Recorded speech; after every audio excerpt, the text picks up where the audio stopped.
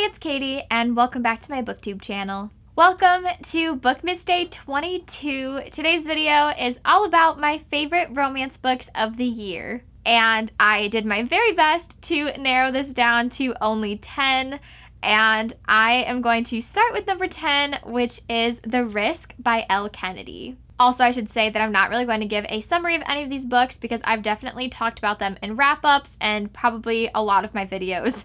But this one is a hockey romance, and it's my favorite Elle Kennedy book I've read so far. I've read the entire Off Campus series and the first two books in the Briar U series, which this is the second book in that series. But I loved this one so much. There's something about Elle Kennedy's writing that is just so fun for me. Like, anytime I'm in a bad mood, I can read one of her books and it really just like lifts my mood every time. And Brenna and Jake are two of my favorite characters from her world that I've ever read. Like, Brenna is somebody that I feel like I could be friends with. She's so fun. We meet her in The Chase, which is the first book in this series, and I feel like she was my favorite character in there, even though you barely see her. She's just so captivating and fun. And then my favorite part of this was that I loved Jake just as much as I loved Brenna. And typically, I love the female main character more than the male main character.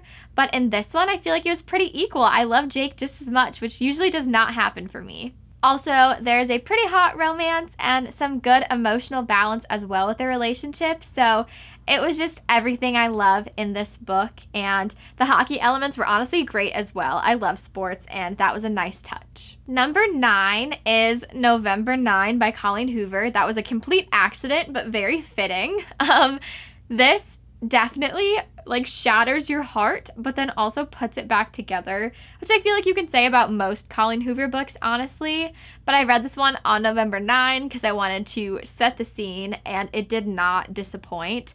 I think my favorite part of this book that I was not expecting is that each November 9 that you get to experience has a completely different vibe to it. And if you don't know, this book takes place over November 9th, like for multiple years, like 5 to 6 years. Like, the characters only meet up on November 9th.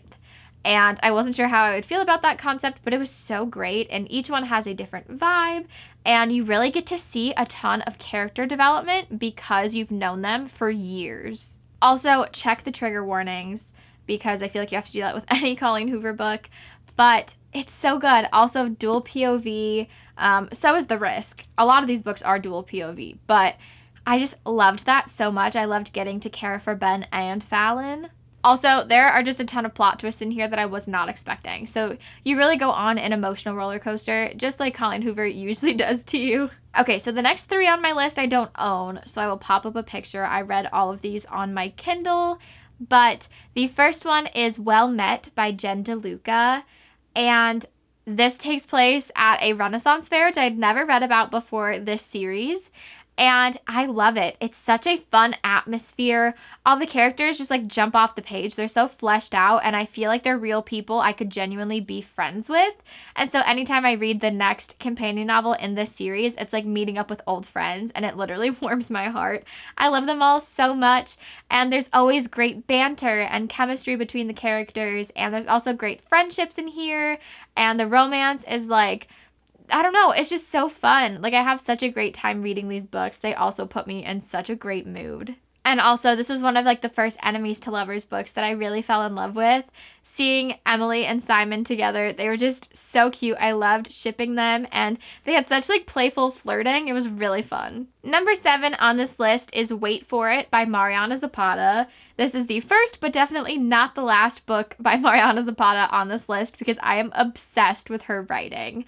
And this is, of course, a slow burn, and it's also a neighbor romance. And I just loved this so much because Diana has become the guardian for her 2 nephews, and watching her interact with these kids is just so heartwarming, and she cares about them so much. It's like they have such a cute little family that was formed, and watching the love interest come in and become part of that cute little family, I literally could cry. They're so cute together. Also, Diana has great chemistry with the love interest, And it's just so fun to see them together as well. I just really love this book and I want to reread it. I feel like I would be perfectly happy with just reading Mariana Zapata books for the rest of my life. I want to own all of them because I am obsessed. Number 6 is The Spanish Love Deception by Elena Armas. And I read this one in November, fell absolutely in love with it. And even though it's super hyped up and I went in with really high expectations, it exceeded my expectations. And it really surprised me, honestly. I think I love this book so much because it has like all of my favorite tropes in it. We have slow burn, we have fake dating, we have grumpy sunshine, we have a workplace romance, we also kind of have enemies to lovers. Like literally any romance trope you can think of, it's in here. I feel like there also might even be the one bed trope if I'm remembering correctly, but absolutely obsessed. Lena and Aaron are so cute together. They make a great team. They have chemistry, like more chemistry than I've seen any other characters have, at least recently. And it's just, I love them so much. And Aaron is like the best book boyfriend ever. He treats her so well and he will do anything for her. Even when you think that they hate each other, he will do absolutely anything for her. And it just warms my heart. Like they're so cute. We are now moving into the top 5. So number 5 on this list is It Ends With Us by Colleen Hoover. And this book literally wrecked me. Definitely check your trigger warnings for this one as well. But it 1000% wrecked me. It like climbed into my soul, shattered it into a million pieces, and then still put it back together by the end of the book. This was the first book that like really emotionally destroyed me. It's the first book I read that made me cry. I think I literally stared at a wall after I finished it just so I could try to process. And it gave me like a book hangover in like the best way. I could not stop thinking about this book. It was probably the most meaningful book I've read this year because it really hit me for some reason. But this was my first Colleen Hoover book, and when I tell you I was not ready, I 1000% was not ready. I don't think you can ever be ready for a Colleen Hoover book, honestly, but I thought I was ready for this, and it was way more meaningful and emotional than I could have ever expected. It's just so raw and honest, and even now, I read this in like August maybe even before then. I still am so emotional about it now. So I'm gonna stop talking before I start crying. And number 4 is The Love Hypothesis by Ali Hazelwood. I feel like if you haven't heard about this book, you're probably living under a rock because everybody's read this and talked about it and loved it. And it's totally worth the hype. It's so good. It's fake dating and grumpy sunshine, 2 of my favorite tropes. And it's done so well. I feel like it's impossible to not love these characters. I love that they have so much chemistry together, but even more than that, they also are still really awkward in some moments, and that's just so relatable. I love that their relationship is not like perfect. They still are really awkward, and it's just super cute and endearing. I also love that we have a main character who is a woman in the STEM field. I feel like you don't get that enough. There's not enough women in that field in general, and it's just so fun because she is unapologetically intelligent, and I love just watching her be so successful and follow her dreams and just be so smart and go out and get what she wants, and it's just so inspiring, and I love them together. And I don't know, he's just so protective over her, and she's just so smart and sweet, and they're just adorable. Ooh, we are now moving into the top 3. And number 3 on this list is The Wall of Winnipeg and Me by Mariana Zapata. This is a thick book. I kind of forgot. But I originally read this as an ebook, loved it, and then not only bought this physical copy, but I went out and bought 4 or 5 other ones also by Mariana Zapata. So that's how much this book changed me, made me fall in love with Mariana Zapata's writing and also the slow burn trope in general, because this is like the slowest slow burn. You literally don't see them get together until like 95% of the way through this book, maybe even more, maybe like 98% of the way through. So it really tests your patience in like the best way. It's done so well. But before this book, I thought enemies to lovers was my favorite trope, but now I know for sure it is slow burn. But this is a football romance, and you also get slow burn, you get grumpy sunshine, and you get marriage of convenience. So honestly, what more could you want in this book? They are just so cute together. I literally had to go through and like tab all my favorite scenes. I could reread this every single week, every single month. Like, I just love Aiden and Vanessa with all of my heart. And if you're looking for a really good slow burn and you're willing to be patient with it, definitely go grab this one. It is well worth the wait. Number 2 on this list, surprise, surprise, is another Mariana Zapata book, and that is From Lukov with Love. I just read this book this month, actually, and it skyrocketed up the list.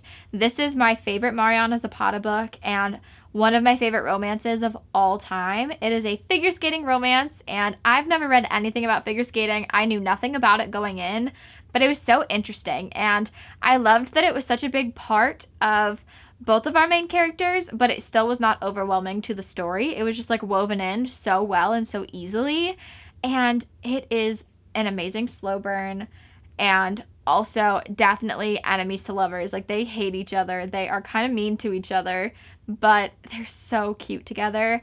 And this also has that trope where one of them is injured or sick and the other one has to take care of them.